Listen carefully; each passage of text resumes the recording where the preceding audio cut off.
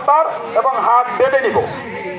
এবং এই তাকবীরগুলো ওয়াজিব, আমরা তাকবীরগুলো বলবো। হ্যাঁ, তাকবীরগুলো বলবো এবং হাতকে বাঁধবো। হাত বাঁধার পরে ইমাম সাহেব সূরা ফাতিহা তেলাওয়াত করবেন, সাথে সূরা মিলাবে। সূরা মিলানোর পরে রুকুর তাকবীর বলবে, রুকুতে যাব। সিজদা যথা নিয়মে এক রাকাত শেষ হবে।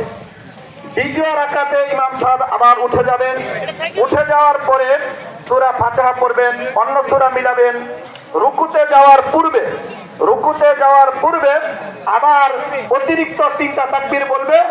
প্রত্যেক তাকবীরে 3বার তাকবীরে হাত উঠাবো, হাত ছেড়ে দিব। আল্লাহু আকবার, আল্লাহু আকবার, আল্লাহু আকবার। 3টা শেষ। চতুর্থ তাকবীরে রুকুতে যাব।